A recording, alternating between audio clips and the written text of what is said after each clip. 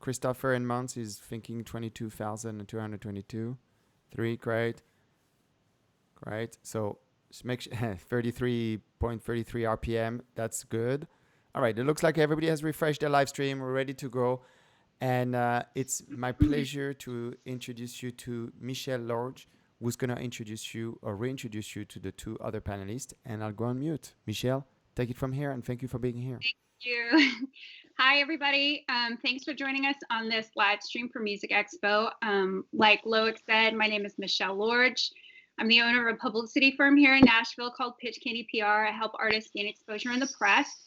And I also work with Music Expo on their PR efforts as well. Today, I will be moderating this revenue streams panel. And I'm super grateful to do this. And I'm really excited about two incredible folks that we have joining us today, Clarence Jey and as well as Karen Allen today, both experts in the music industry. I'll give a quick turnover to Karen to just say hi. And I do want to introduce you. You're the author of Twitch for Musicians. You are a live streaming expert. And you really help artists and companies understand how valuable live streaming is and how to build a strategy around it. So if you won't, we'll just say hi quickly to the camera and to everybody that's joining us. Hey everybody, I gotta pass my phone on to somebody else too, so you're gonna go on a little journey with me. But I'm right here. Awesome. Great. And then I'll just give a quick intro to Clarence Jey. He's a record producer, songwriter, multi-instrumentalist, and composer out of LA. And he's had music on the US Billboard Hot 100 chart, Grammy-winning record, one of the largest viral music successes in history with Friday, a song called Friday, and music for film and multiple Emmy-nominated TV shows. Thank you both for joining us. I'm going to share their handles in the chat box here in a few, and then the focus of the conversation today will be the music revenue opportunity, specifically when it comes to live streaming, subscription-based models, publishing, licensing, and more. So I'm going to go ahead and kick it off with a couple of questions, and that will take us probably to about the first 20 or 30 minutes. And then after that, we're going to open it up for questions from the audience. So my first question for you guys both, the RIAA, the Recording Industry Association of America, published their mid-year 2020 revenue report. In the first half of 2020, digital subscription and streaming were up actually compared to previous years. So can you both share your perspective about the impact of COVID-19 and how music revenue has changed and what may be working now that wasn't working before and vice versa?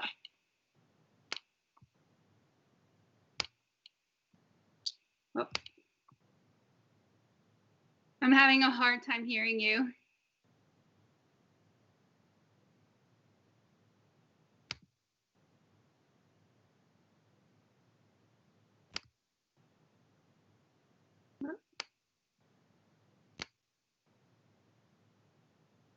I can hear you, Loic. Can you hear me?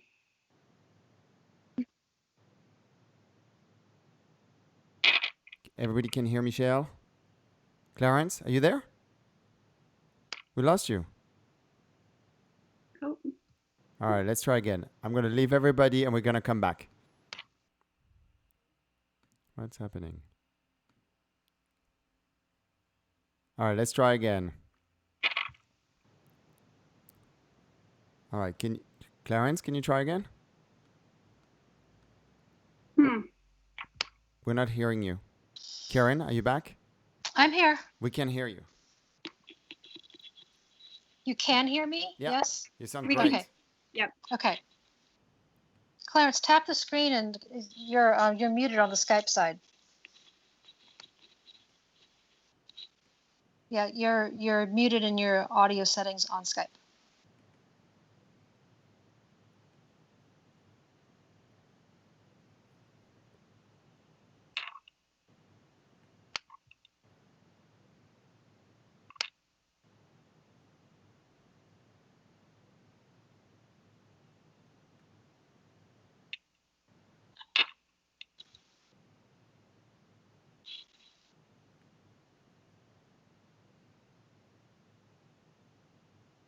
No, we're not hearing you. Yeah, I don't know if you guys can unmute him as a host. No. Um, let's figure out if we can get Clarence. I'm going to put you the two on the main screen and see if Clarence can. As soon as we hear him, we put him back on. So you're both on the screen. Okay. All right. Let's go back to your question. Okay, question. How has revenue changed since COVID? Yeah. Touring has completely gone away. And from what most promoters and bookers are thinking, it's going to be gone definitely through spring and most likely through fall of next year. And everyone's just kind of accepting that. And everyone sort of, that whole side of the industry is moving to live streaming pretty hard. Everything else seems to be doing okay, honestly. Like I know like Spotify, all the DSP streaming is up. Podcasts suffered for a bit. They might be back up now. And I guess so in terms of like audio streaming, podcasts suffered, but it seems like Spotify is doing great. People are still selling. I know with a lot of these live streams, they're selling merch bundles around it. So, that's merch revenue for T-shirts, and that's revenue for vinyl. So I don't know. I feel like I could be wrong. I think touring took a huge hit. I know radio's getting pretty beaten up, but they've been getting pretty beaten up for a while. Mm-hmm. And live streaming is rocking right now, like more than ever, because there's nothing else to do. Yeah. Do you, Yeah. in terms of live streaming and how everybody's pivoting, do you see, like, one, what's the difference, I guess, between labels capitalizing on all of that and independent artists? And are there like different opportunities for independent artists specifically versus labels? And who's getting the most of that, like, revenue pie, basically? Is it? Yeah, it's still kind of from what I can tell, it's kind of up in the air. I mean, I think labels would make the argument that they should get a piece of the live streaming revenue. Mm-hmm. And I think the artists make the argument back that only if it becomes a video on demand, because now we have a sync, basically. But other than that, it's sort of ephemeral. So I've been hearing that argument a lot. Either way, the PROs get paid. So a lot of these live streaming platforms have deals with PROs, and they pay into the PROs, or they pass that on to you as the streamer, and you pay the PRO because you're considered to be the venue. Depends on how it's put together. But yeah, I'd say that's something that's sort of being, fought out right now. I think a lot of artists would think that, this is just the same thing as a tour, right? Which the labels might get a piece of. And the labels are, no, it's media over the internet, and we get a piece of that. So I don't know. I think that's it's going to be an interesting argument to have over the next, coming months, year, probably. For a while, it felt like kind of anything was open game. Now it feels like labels sort of have taken their chunk of the pie because they've got partnerships now with streaming services like Spotify and Pandora and all of that. Is there still opportunity for indie artists not to, like, because I feel like all these platforms are also doing new artist programs that kind of highlight new artists, but I feel like that has pushed some of the independent opportunities away. But are there still opportunities for indies, and which ones are the biggest? And if you could sort of recommend which live streaming service independent artists could really gain traction on right now, that would be really helpful. Yeah, I always start with I don't think live streaming is one size fits all. I think there are some platforms that are better for different types of artists, but it really depends. When I work with a management company or a label, I ask them, like, what's the artist's appetite for live streaming, first of all? Is it something they want to do very occasionally, or do they want to do this regularly? If they want to do it regularly, then, like, Twitch is a nice home for them. If they already have a huge audience on Facebook and they really like Facebook, then just, stay on Facebook.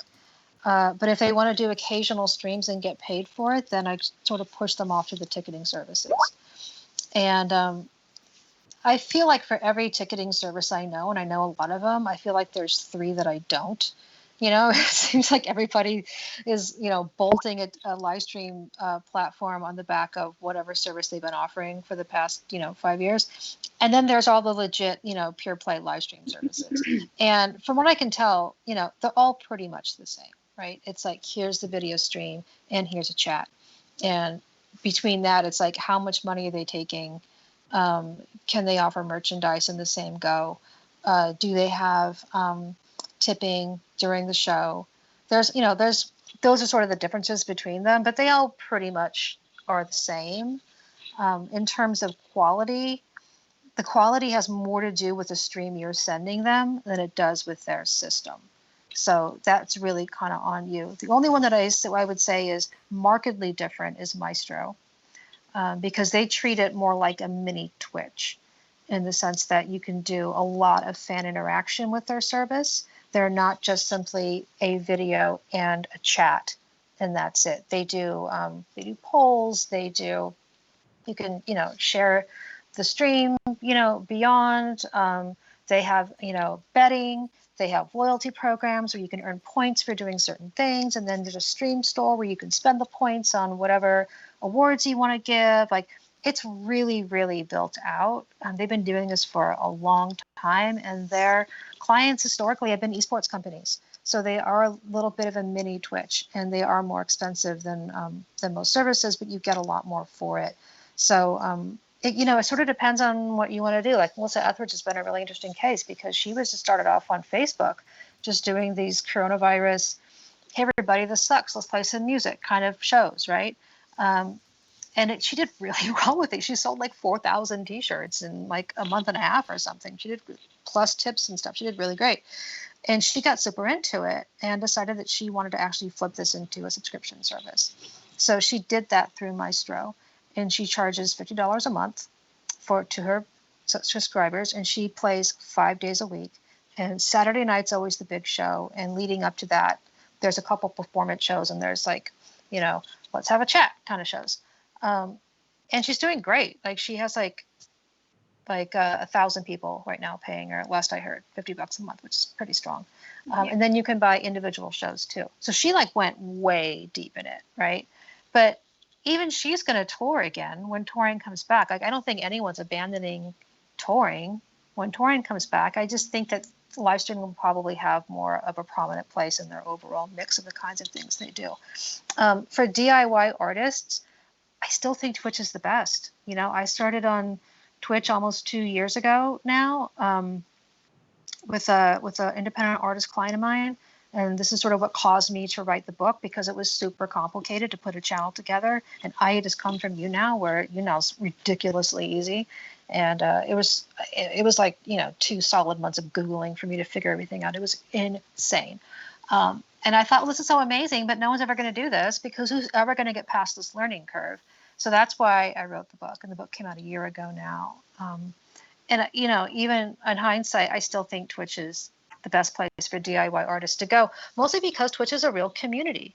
It is a community of artists. It's not just like, here you are on your little island on Facebook and your little island on Instagram, and you're hoping people share you back and forth. It's like people are in the category looking for things to watch, and the streamers are able to send traffic to each other, and they're able to help each other, and they do. So that's why I like it so much for DIY musicians. Major artists probably want like the big cash grab, right, with these big ticketed live streams, and to do them less frequently because they're big artists and they're kind of busy.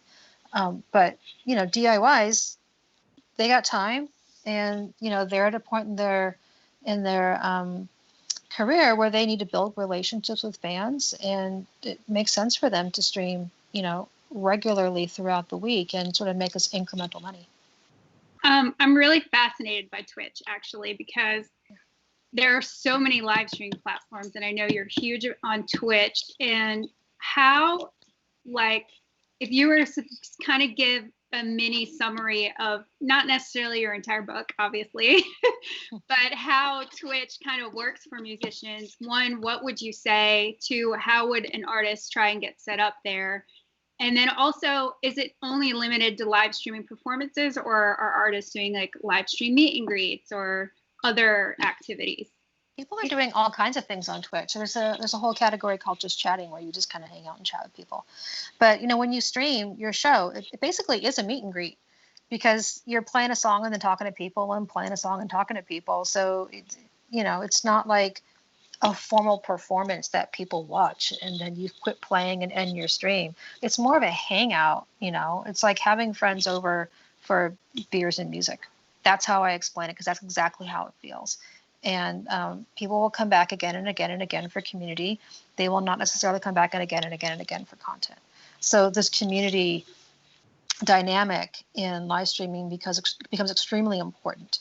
And the people who do really well on Twitch are the ones who are able to create community around themselves and foster community to grow between the fans who are watching. That's really like what's actually happening here, and what really differentiates it from just putting a video up on YouTube or Facebook or something, or posting an Instagram story. It is that one-to-one interaction with the audience that is what you're there for.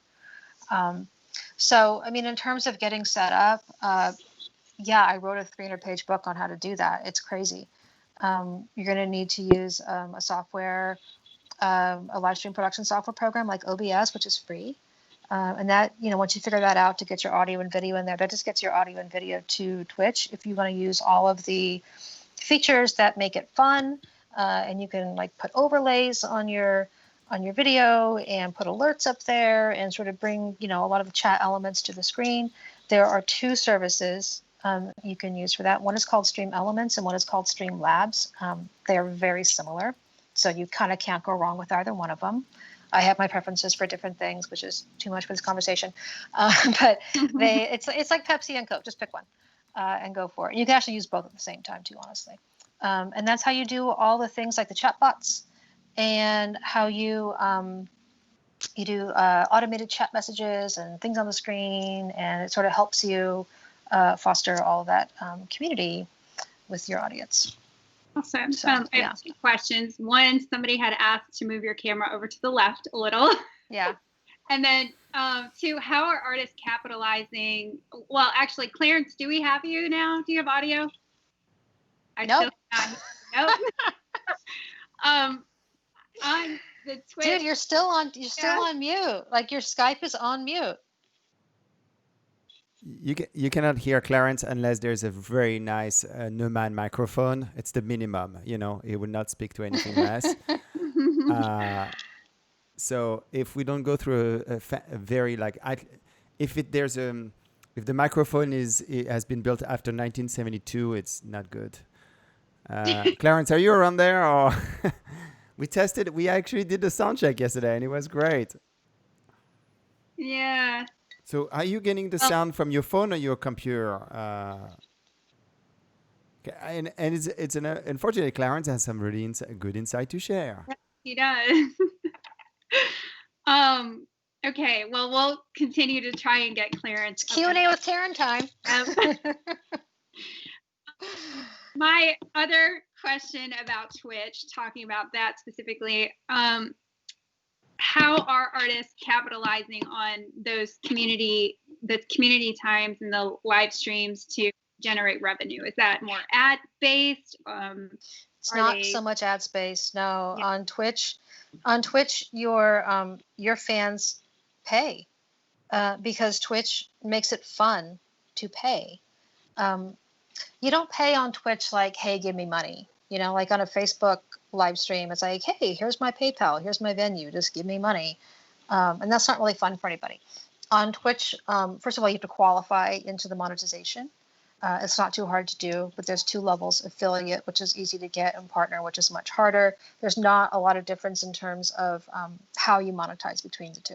It's just the level to which Twitch will support you as a streamer, that's all. And that's not different from other services like YouTube. You would have to do the same thing. And yes, yeah, for sure. But it's not hard. If you have at least 1,000 trackers on Bands in Town, then Bands in Town can get you straight into the affiliate program. Okay. And for a while, I'm not sure they're still doing this. I know some people have had a hard time getting it set up, but SoundCloud had a deal where if you had SoundCloud Pro, then they would fast track you into affiliate. But I mean, honestly, you can get affiliate like in a few weeks if you just go for it. So To qualify, you need a minimum number of followers. Following is free. You need a minimum number of hours streamed and a minimum number of days streamed within 30 days. So it's not too hard to get to there. And once you get that, there are two ways to monetize on Twitch. And the first is you can offer subscriptions to your channel. And the subs are preset at $4.99, $9.99, and $24.99 a month. Most people sub at $4.99, obviously, because it's inexpensive. And what you can do for that, they get to watch your stream without ads, which is nice. And you can do things like subscription only viewing, subscription only chat. I don't recommend you do that unless you have like a lot of viewers. But the big thing that's really fun is what's called emotes. And emotes is basically what Twitch calls emoji. So Twitch does not have universal emoji that you would have on your phone or on Facebook or on Twitter. They have their own set of emoji. And it's very gamery. It's all about games. So if you don't play any of those games, none of that makes any sense to you. So if you want to cheer, clap, high five, dance, sing along, like none of that emoji exists in the universal Twitch emotes. So as a streamer, you can make your own emotes. And it's really easy. I just use Canva. And they're just JPEG files or PNGs. You can make them on Photoshop or like however you make your graphics. You just upload them and boom, you got an emote. It's really simple. And people love them because basically when you're in a chat, the only way you can really express yourself is through text and through emotes. And text only gets you so far. Sometimes you just want to like say, hey, this is fun. And you say, hey, this is fun by posting fun emotes. So that's a big reason why people want to subscribe. A, to support you. B, because they want to use emotes, and you have great emotes. And people can use those emotes in any channel. So it's also a really great way to promote yourself, because if you make really great emotes, people are going to want to use those in other channels, and then people see that you're using an emote. Oh, what's that cool emote? And they discover you, and that's great. The other way to make money on Twitch is through the virtual currency they offer, which is called bits. So you would spend $1.40 on 100 bits, and you would spend the bits on these things called cheer emotes, which are animated emotes that appear in the chat and can also appear on screen. And you can attach a little message to that too. So it's like a little celebration. So if you spend 100 bits, you get a few like little diamonds flopping around with your name on it and a little message. And as the streamer, you get a penny per bit. So if someone spends 100 bits on you, you just got $1. The split for subscriptions is 50%. So someone pays $4.99. It's a lot, I know. That's very, very high. I guess that was what I was going to say. It's hot. No, it's high. It's for sure high. It also gives them room to make that more favorable as you become partner. And for their really big partners, like Ninja and like the really big ones, I'm sure they're making way closer to like 80 to 90% and not 50%. But yeah, I think it's really low. But that's what they do. So they take half, and they also take a little bit of payment processing out. So it's a little under $2.50 basically. So that's how you make money on Twitch. You can also make money through straight up donations that people can give to you through Streamlabs or Stream Elements. And basically they go to streamlabs.com/your Twitch channel name, and there's a donation page there, and they can pay with credit card or PayPal. Streamlabs and Stream Elements don't take anything off that, no revenue split. The only fees you get charged is the charge from the payment processor. So like 3% for credit cards and whatever your PayPal deals with PayPal. So that's a really popular way of getting money. People will go there, make a donation. When they make a donation through Streamlabs or Stream Elements, those are also the companies that create alerts for your stream. So someone gives you $10, you can make a little thing flop up on your screen that says so-and-so just gave me $10. It's fun. And you can also attach those to song requests, which people often do. They'll request a song and throw down $5, for example, because they want to hear the song. And most streamers don't require donations for songs, but they will move that song up the queue if there's a donation on it. So there's a little bit of incentive to donate. So, I mean, people, $3, $5, $10 is pretty average per song. If you think about how much they would pay for a CD, a download, which they're not going to, how much would they donate if they donated on PayPal if they were felt so moved? Not much. Like how are you making, $5 a song on Instagram right now? Like you're not, right? So how much money are you making when somebody hears a song of yours on Spotify? Like 0.000000. You know what I mean? So like, so this is how artists make money on there. And they make enough money when you stream regularly. For some people, it's just a really nice side hustle. And for some people, it's actually a full-time gig. Like they actually quit their job and this is what they do.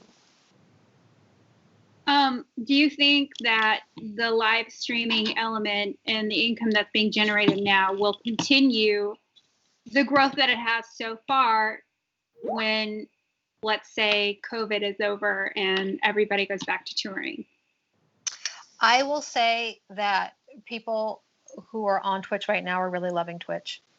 People who are live streaming in general are sort of discovering how awesome it is and how fun it is. And I think that a lot of people just hadn't tried it before and like didn't know.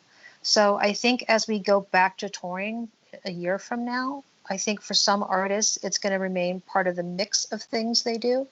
Like if you're a big artist, if you're Katy Perry, it's going to be definitely like a thing you do maybe twice a year. If you're a mid-level artist, maybe you do it like every quarter and it's ticketed. But I mean, there are definitely some major signed artists who do Twitch regularly. Like Matt Heafy is a great example. He's in this band Trivium, decently well known. Like they play festivals and arenas, maybe not arenas, maybe they play like theaters and stuff. They're very known, and he has been on Twitch before all this happened. And since this happened, he's gotten even more into it. He just bought an airplane hangar to turn into a whole production facility. So he's not going anywhere. He's going to be doing this for a while. But I totally get how big artists, they have other things. They have to make videos. They have to record songs. They have to go on tour. They have publicity tours. They have to, there's a million things they have to do. And live streaming is time. You really have to like settle in for a couple of hours. And you have to show up. You can't just pass that on to a social media manager like you can your Instagram account. Like you have to do it. You have to be there. So I get how for a lot of artists it doesn't make any sense. But for the DIY artists who are gaining traction and building fan bases, like this is their new home, and it's only going to help them when they go tour because live streaming is different from a live show. I work with some full-time live streamers, and when they play a show, it sells because it's just a different experience to see someone in their home studio playing songs, chatting, whatever. It's different than seeing them on stage with a full band and a big PA and a light show and a bunch of people also in the show that you probably know from the chat. Like that's a whole different thing that does not compete with live streaming. So, I mean, I kind of see the whole thing peacefully coexisting, actually. Yeah. Yeah. On the live streaming and going back to your comment about production, when building a strategy for live streaming, one, can you talk about what that process would look like for an independent artist? Like, should they live stream on every social media, site? Like how would that strategy be built around that? And then also the production quality is, do they have to have like their own produced studio, with great lighting and great audio and all of that stuff set up to do? I mean, I think obviously better quality, you'll probably end up doing better, but does that also increase revenue more than if you didn't have? Yeah, looking polished definitely helps. And it doesn't take much, by the way, to look polished. Like a lot of these people literally are in their bedrooms. You can see their bed in the background. Like there's, they get some uplights, from Sweetwater or Guitar Center or whatever. Amazon has some nice uplights. You can get the LED rope lights. You just kind of want to make it a little vibey behind you so it feels comfortable. Some people just use candles or whatever. You definitely want to get like a couple of nice ring lights facing you so there's like some even light on your face. And just keep in mind, like, what are people looking at? Because that's what they're hanging out with, right? And that's what you have to communicate with them about what you're all about. So the room does actually matter, but I don't think it's very expensive to set all that up. As far as expense for your audio, a camera is really important. A 1080p camera is super important. Sorry, I also have a live stream I'm producing right now, and it's just timed out. That's so weird. Okay, I'll just finish this. Hopefully we can get Clarence back. You definitely want to get a 1080p HD camera. The one on your computer is only 720. It's not very good. So go find a 1080p. They're mostly on back order, but just get the best one you can. They should only cost like under $100 anyway. They're not very expensive. And then for your audio, definitely run it through a board. Run it through a board. Like a Scarlett is really good, an Apollo is really good. But run your mic and DI your instrument through the board and connect the board to your computer. It's just a much cleaner, better sound. You'll have a lot more control. You can add reverb. You can do all kinds of things. You can use your DAW too, but your DAW is going to be a little more. Your DAW is going to be a little more complicated. And in terms of where you want to start, like what platform you want to do, if you want to do this regularly and you're really ready to sort of commit, then I just say go to Twitch and transfer all your people over to Twitch, because it's just it's a better platform in the long run for setting up relationships with your artists, with your fans, and also making money with them and networking with other artists. Like there's a whole community there, and it's really, really great. And there is no community of artists that I know of on Facebook or YouTube. But if you're going to do this occasionally, you're not quite sure what to do yet, you just want to play with it, go where you already have audience. And if that's Facebook, it's Facebook, and just stream on Facebook and have a good time with it. You can use some parts of Stream Elements and Streamlabs on Facebook. They don't interact with the chat, but it's like some on-screen stuff you can definitely do. Yeah, I would start with where you have audience, because it's not fun to stream to nobody. That sucks. That really sucks. And it's like people will eventually show up, but like it's just really, it's soul crushing to be streaming for an hour and no one's there. So just if you have audience on YouTube or Instagram or Facebook, start there. See if you like it. If you like live streaming, then migrate over to Twitch if you want to do it on the regular. If you're a new artist that's thinking about starting to live stream, how long, how many videos, how many live streams do you actually have to produce, or do to actually see some income start coming in? If you have an audience already, I would say you would see some money coming in the first month or two. Not much, but some. I see an established, known artists, established artists that can definitely bring in like 50, 60 people. I've seen them do like a couple hundred a stream. It just, it's really hard to say, because it's all just depending on so many things. But you're definitely going to see a lot more money coming in through that than you are through anything else you're doing to promote yourself online, like actual real money. And then the other question too about revenue specifically in live streaming would be cover songs and original songs. And I guess the clearance and the royalties. Can you talk to sort of that process when it comes to live streaming? Yeah, it's not really worked out.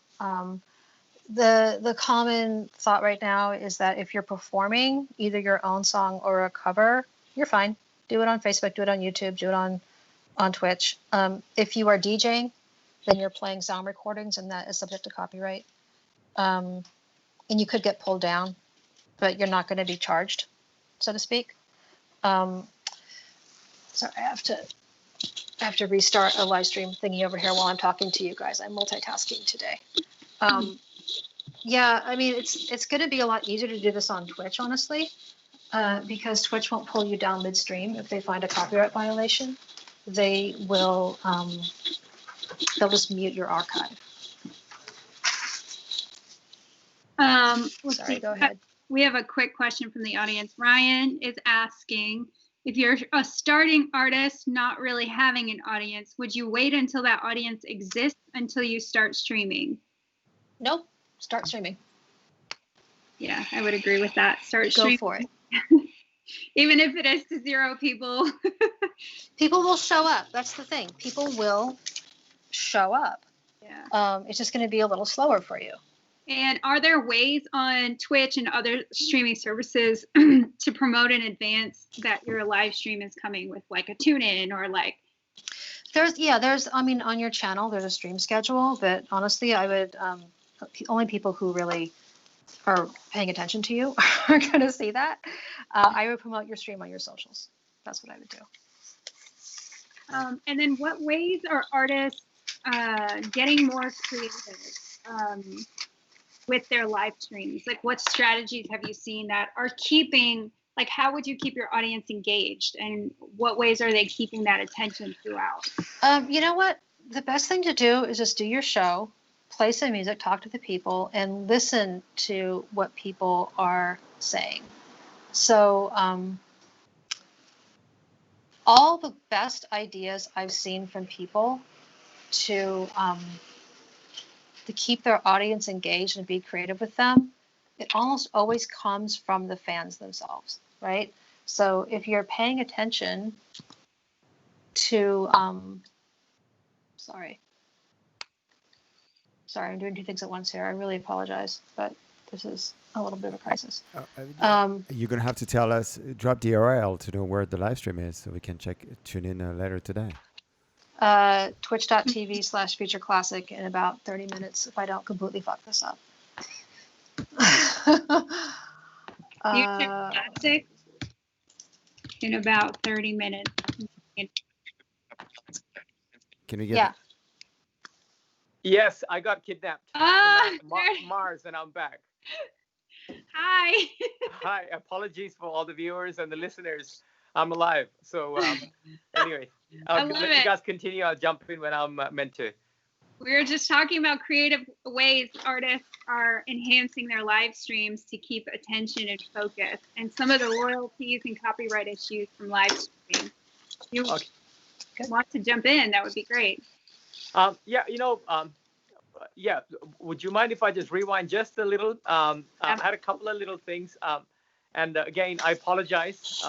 Okay, so I just wanted to emphasize just one thing about just the business itself. We look at music business as a whole, okay, and what music business is basically we're the artists. We got the songs, we got the entertainment aspect, the lawyers, all that stuff as a whole, okay. And within that, we have the music industry, right? And within the music industry itself, we have the live aspect and we have the recording aspect, okay? So I just want the viewers to know this summary real quick. The live aspect is roughly 50% of revenue stream, or has been pre-COVID, for the music industry, and the remaining has been around 50%, give or take, okay? So I just wanted the listeners to go, well, this is where we're at. This is the sphere we're at. So what happened was with COVID, the 50% went away. So we're stuck with the remaining 50%, and we're trying to improvise, okay? And within that remaining 50%, okay, 20% of that is, 85% of that is the streaming as well, okay? That's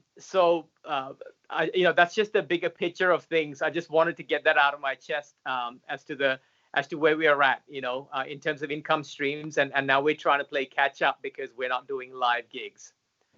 That's super helpful. And can I go ahead and share this breakdown that you sent me of the streaming royalties calculator and have you just sort of explain some more about royalties as well? Yes, Michelle. Yeah, absolutely. All right. It has been shared with everybody to see it. Okay, so that's a link that I occasionally just check out. Whatever, basically what it is just a way of calculating potential royalties. If you folks are listening, you may probably know of performance rights associations or organizations, PROs, ASCAP, BMI, etc., and different organizations for your own countries. And what it is basically when you join, you have your royalties coming in based on the performances that are out there, from old school radio to all the streaming services and everything in between, right? So this generally gives an idea as to what can be calculated, or what you may be potentially earning in terms of incomes. Million views probably gets you around $1,000-$1,500 on YouTube, etc. The remaining, you can throw the numbers in and generally get an idea as to what the goals that you probably need to set yourself to say, what, I need to get a couple of million views to make my rent, So how can we do this? Okay, so sort of reversing back. So I just thought that thing is helpful in terms of really understanding the very simple way of how monetization works and what your rewards are as an artist, as a creator. It is super helpful. I was able to click on it and take a look at it, and anybody out there that's watching this should definitely use that as a resource. Okay, so and in terms of what, I'm so sorry again, I got off topic, but I'll make it fast. In terms of the original thought process of the RIAA, recording industry, the first half of our incomes this year compared to last year. What I noticed, I did some comparisons, and after also presenting at Music Expo last year, the streaming of the recorded music streaming was roughly 80% last year. Okay, this year it's 85%. It's gone up 5% in terms of streaming revenue. Okay, when I say this year, it's the first half we're referring to, and for US. Okay, so now it's gone up 5%. However, the subscriptions for streaming services has gone up about 25%. Okay, so that tells me one thing. So people have joined. They've gone from roughly 300 million people to 400 million people in terms of joining the services. Okay, globally. Now, however, they've only gone up 5% in terms of using the streaming services. What does that tell you? There's elections, there is COVID, so we're not listening as much to music. Okay, so I just think we need to, as creators, we need to find different ways to engage. And as Karen was mentioning as well, that interaction, Twitch, that interaction of engaging with the artist to actually get them to come back in instead of spending time watching TV and etc. On the news channels, right? So we need them to listen to music again. So I just think, even though the subscription's gone up, we haven't, that hasn't really translated to the amount of streams and the streaming incomes. Interesting. Yeah. That's really fascinating. You're saying engagement, meaning getting people actively engaged and listening. Like maybe it's on in the background, but they're not really there to actually listen to it. Well, the thing is, if it's on in the background, it still translates as a stream, right? Mm-hmm. It's more about the overall music, right? The music itself as a thing, it has been pushed to the side a little. And I get it. It's the election year. It's, we've gone through crazy times. Okay, so everyone's glued to different information sources. Okay, so our ears are tuned to something else. So it just comes down to how we can get the engagement back, creatively and otherwise. Because there are subscriptions still going up at a pretty good rate overall. So it just comes down to how we can, get how the music can be heard by people as opposed to people just listening to news and other information sources. On that point of subscription-based models, are those working? And for DIY artists specifically, is that something they should be doing to generate revenue? Yeah, I mean, there is obviously, Karen mentioned, different, obviously there's different ways, right? The traditional mode was the whole YouTube thing and Facebook and Instagram and whatnot, right? And then you have, Twitch, for example, is amazing in terms of that real thing, right? Where it's a community, right? So now when you have a song, just say, in a very practical sense, you create a song, what are you doing with it? Okay, first of all, make it the greatest song possible, okay, and have a game plan with it, right? Mm-hmm. And after that, I believe that I believe in this 1,000 number, okay, 1,000 fans. Try and get 1,000 fans, okay, And why I say that is that also translates to YouTube, because 1,000 plus another 4,000 hours on YouTube gets you a revenue stream going. Okay. Wow. And are you there? Yep. Everyone's there? Yeah. Gets a revenue stream going, because then you become a YouTube partner and you get into AdSense and whatnot. Okay. So that 1,000 number is very crucial, and that is, to get that, you got to go into the communities. You got to go into the Twitches of the world. You got to get them to like you. You got to get them to like your personality. You got to get them to like your songs, your content, right? So once you get that engagement, you got to pull them into the other areas, okay, where it's going to start monetizing for you at a higher level, okay, whether it be Instagram, whether it be YouTube, whether it be Facebook, all the above.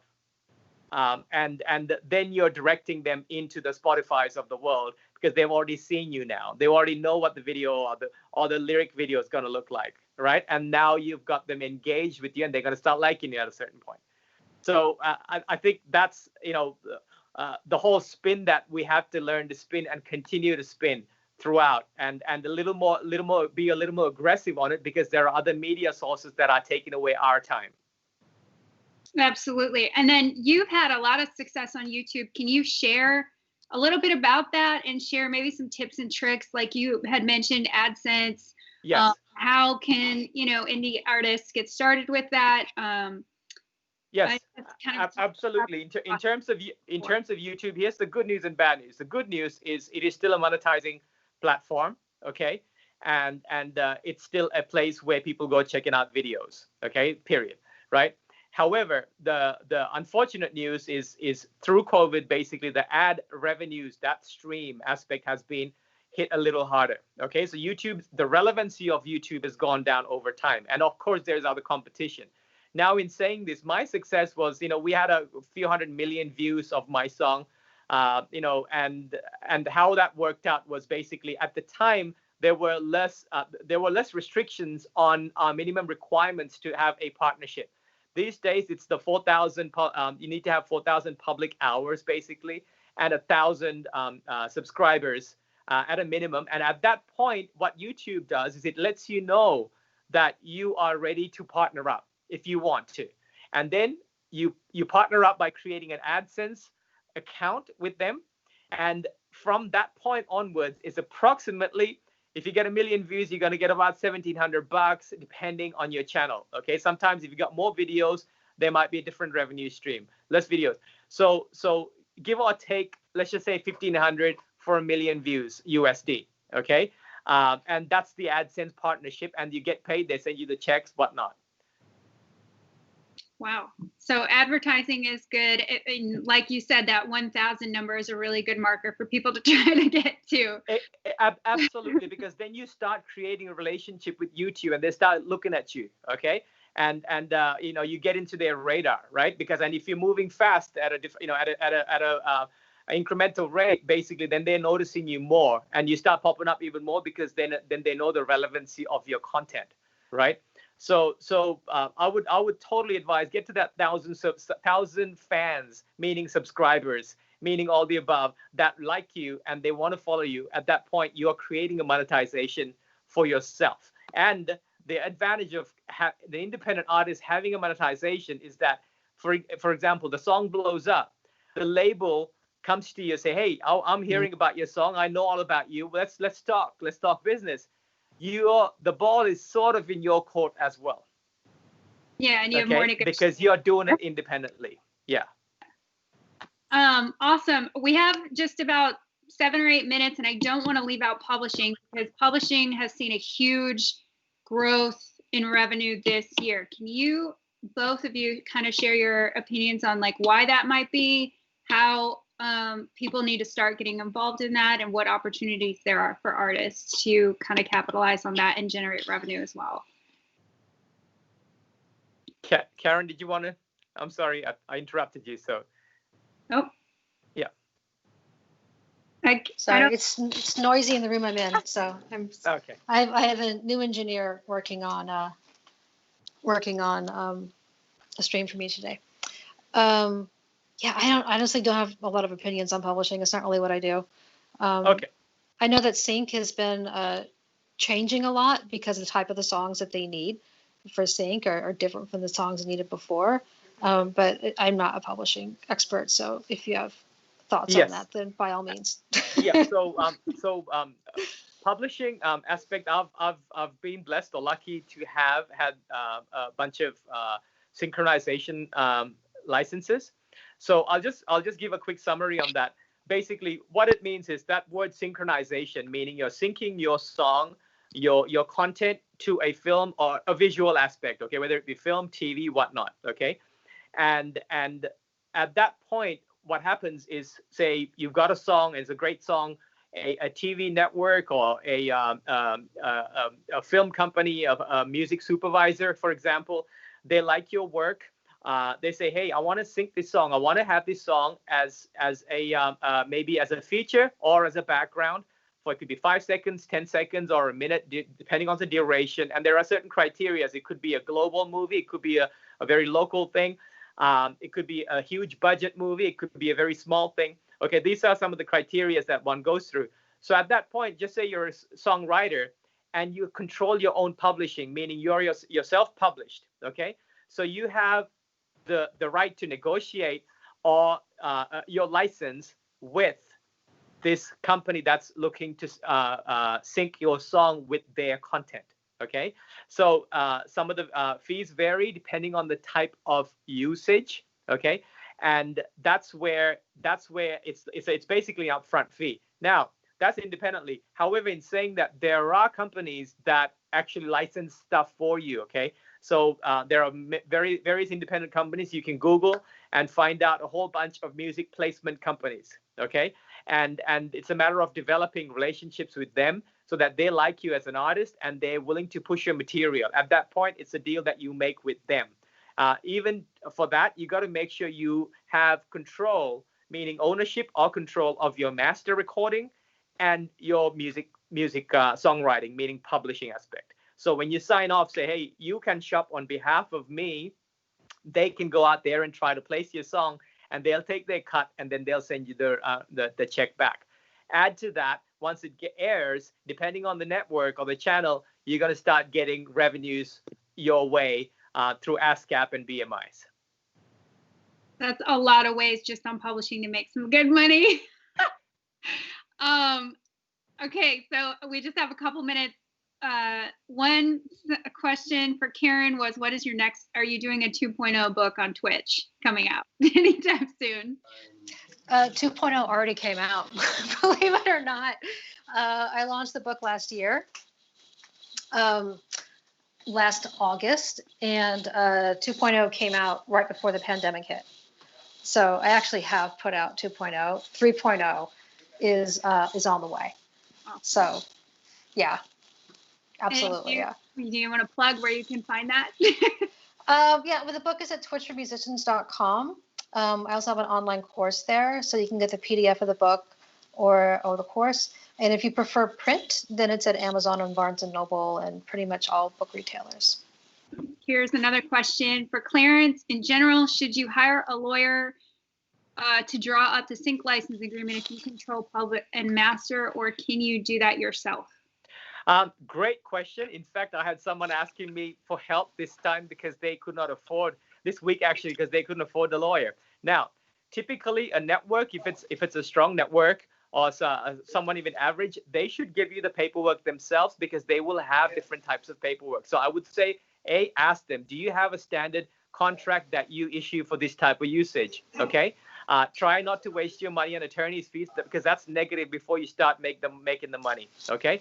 However, if there's a situation where they do not give you something, I would say ask around, ask for some friends, try and do as much research as possible in terms of these are simple paperwork. That way also you can also understand what's going on with your song. Okay. Try and understand that. And as an independent artist, please try not to spend too much money on attorneys when you're coming up. Use that money for promoting yourself, okay, to promote yourself.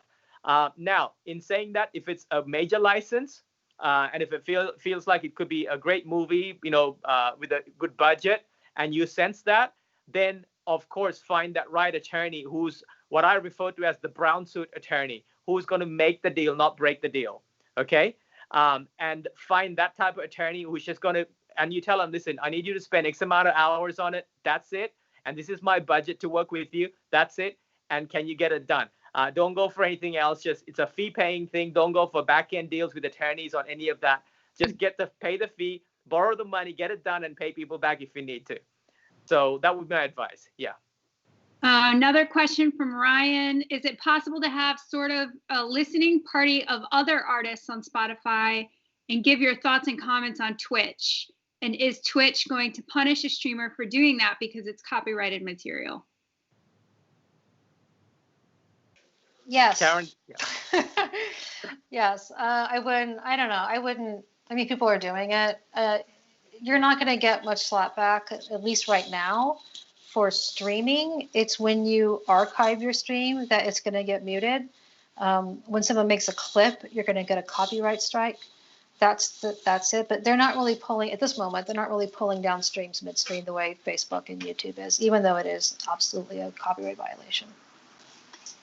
All right. We are out of time. I thank you both for joining us. I'm so sorry that we had such technical difficulties. We'll definitely get this working next time. And thank you all for joining us. And yeah, I just got a 2 cents. I'll just drag it out 30 seconds for just for the artists. Just a bigger picture summary again. Okay, money's less, obviously, unfortunately, due to this. But there are places where you can get some help as well through Music Cares at Recording Academy as well. So just drop them a note, explaining your situation. There are certain web links, etc. On top of that, on the creative end, basically get that 1,000 number. I cannot emphasize that enough. Get that 1,000 number, the fans, okay? And remember that traffic is powerful. So get that going, and also consider crowdfunding as well these days, because people are looking to help others as well. So consider that option as well. Yep, and there's a lot of great resources in the Slack channel for y'all to check out that we've shared from this conversation today. So I encourage y'all to go there and check out those links. Thank you all for joining us, and we will sign off now.